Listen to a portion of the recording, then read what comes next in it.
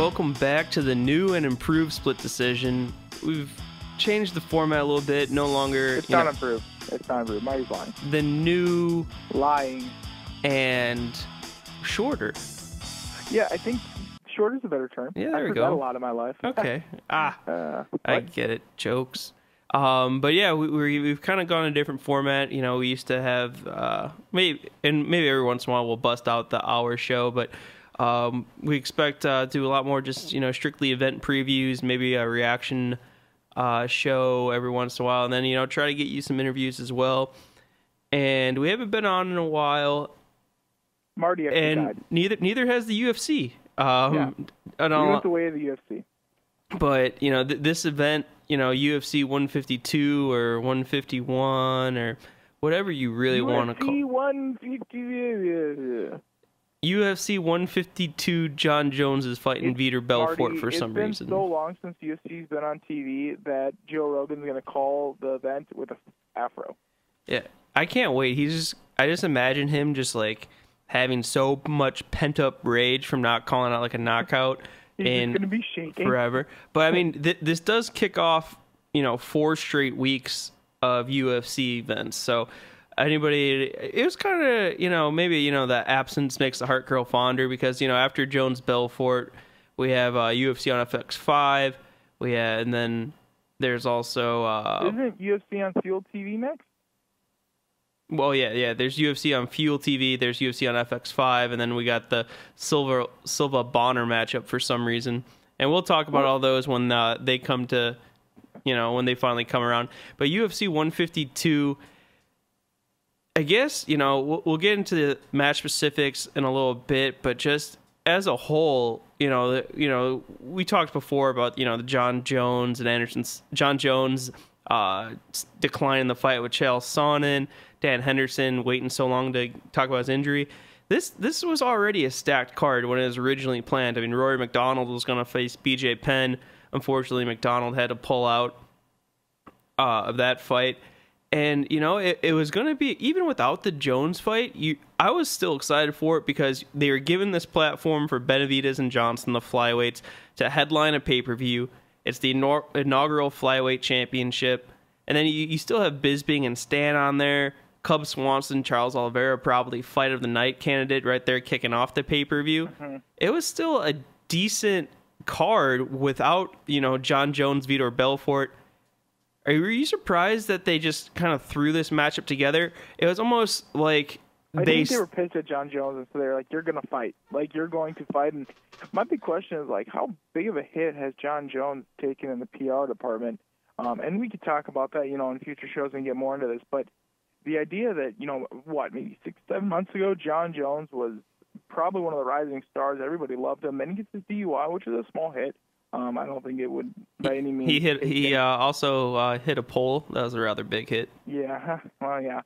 But then all this stuff with UFC 151 happens, and obviously, you know, I think a lot of the blame was put on John Jones, by me included. But, you know, more and more you hear things come out. I think a lot of the blame also deserves to be put on Dan Henderson's shoulders, on Dana White's shoulders. There's a lot of blame, and all of it got put strictly on John Jones. So the question now is, what John Jones are we going to see in this fight? Are we going to see a pissed-off John Jones who wants to basically be like, listen, I'm not deserving of all this, and kicks Vitor Belfort out? Because nothing gets you in better graces with the old boss man Dana White than if you knock someone out with a highlight reel that makes ESPN SportsCenter. You know what I mean? Like, if you're able to get on SportsCenter and get the MMA or get UFC a little bit more pub, all is good with Dana White. And I see that kind of happening. I think John Jones is going to walk out there, and we'll talk about this in our predictions probably that are going to be released later today after the weigh-ins. But, you know, I think that's the best way John Jones can get back in good graces.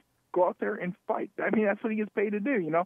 He's proven this last few months when he's getting paid to, you know, they're not getting paid, but he's been driving drunk and you know, trying to talk. That's not what he's good at. You know, he's not a businessman. He's a fighter. So that's what he's got to go out and do. I think that's the biggest thing. Don't, you know, leave everything else behind. Don't try to do other things. Just go out and fight. And that's what John Jones does well, and that's kind of what I expect to see tomorrow night. Yeah, I'm just still surprised that they matched him up with Vitor Belfort. I think the Chael Sonnen fight still would have made more sense Right, because marketing I don't purposes. understand how. I mean, you said they're like, okay, John Jones, like you have to fight, and I understand that to an extent, but it kind of just, I think it takes away from the light heavyweight title because absolutely. what has Vitor Belfort done to earn a light heavyweight title shot?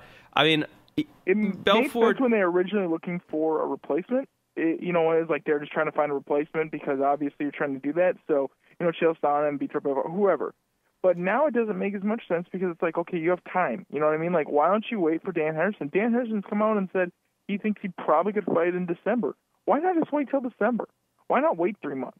You know what I mean? Don't give John Jones his paycheck. Screw him. You know what I mean? That's kind of the idea. I think. I mean, yeah, that's how you really hurt John Jones is you take him off. You just don't give him a fight. And that way he doesn't make as much money from Nike. He doesn't get his fight purse. And I don't know. I just don't get how you want to... It kind of just seems like the title's an afterthought. And, the UFC can pretend they're mad at John Jones, but they realize he's probably the most popular fighter. If not, he's number 2 behind Anderson Silva. Just, come to mainstream. Behind Anderson Silva, though. I think if you did a check of who's more popular, him or Anderson Silva, I think Anderson Silva is going to win, especially after all this stuff has gone down. Well, maybe popular is the wrong word, but maybe the better term is when he's fighting, mainstream people pay attention because people, the regular person, they probably know John Jones. He has all these sponsorships. He's turned into the way Anderson Silva in Brazil in the next year or two. I think that's how he's going to be here in America, just because people are going to, whatever, DUIs happen, people forgive and forget, as long as you win and you knock out people, it doesn't really matter.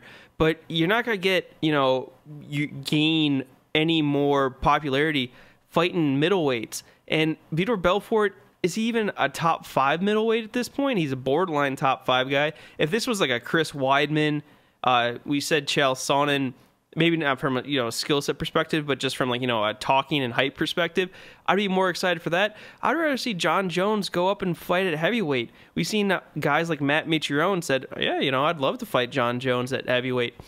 I'm more intrigued. Why does John Jones need to make a move up? You know what I mean? Well, I'm just saying I'd rather see those fights than this fight because this fight doesn't make sense. What would you rather see? This the Vitor Belfort fight or the Lyoto Machida fight? I guess I'd kind of want to see the Lyoto Machida fight just so we can get that fight. I would see Vitor Belfort over Jones, but I mean, if we have to have that Machida fight, which it doesn't look like it's going to happen anymore, I'd rather just get that one over with because he left Machida in a heap 8 months ago, and I honestly think that Machida's probably he's not getting that fight back. I think he's going to probably have to fight at least 1, maybe 2 times, but I don't know what's going on with John Jones. I don't even know what's going on with Anderson Silva or a lot of these guys in the UFC because people... I'm shocked that Anderson Silva took that fight, and we don't want to get too sidetracked. This is obviously UFC 152 card, or preview, but Anderson Silva takes that fight.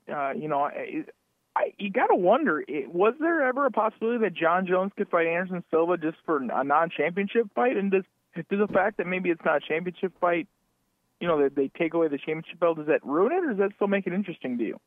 I guess that's my thing is, why would they have John Jones face, a top 5 middleweight instead of, okay, because you already have the flyweight title on there, and, granted, maybe they're not the biggest draw, but that's how you push them. You let them headline the pay-per-view, and you could have just waited a month because all this talk was Anderson Silva saying, oh, he wasn't going to fight, but then he's like, oh, I'm not going to fight Chris Weidman. I'm not going to fight this guy. And then they're like, hey, what about Stephan Bonner? And Anderson Silva was like, okay, I'll fight Stephan Bonner in Brazil. And, everybody's just kind of has given, has already said how that fight's going to end, and it's not well for, Stephan Bonner.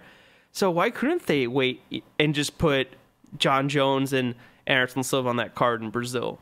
Yeah, that's just not. I don't think either guy wants to do that fight, but when they're trying to find Anderson Silva an opponent. Chael Sonnen was like, me, and they're like, no, Chael, and he's like, I promise, 3rd time's the charm. Do you think Chael just, whenever someone gets hurt that has a belt, Chael's just, hypothetically, let's say going into weigh-ins tomorrow or later today, Benavidez, slips and falls and, breaks his ankle. So Demetrius Sonnen is just in the Chael's sweat room, just sweating. Chael's like, dude, I've been 125 for the past 8 days. And they're like, how do you know these things are going to happen,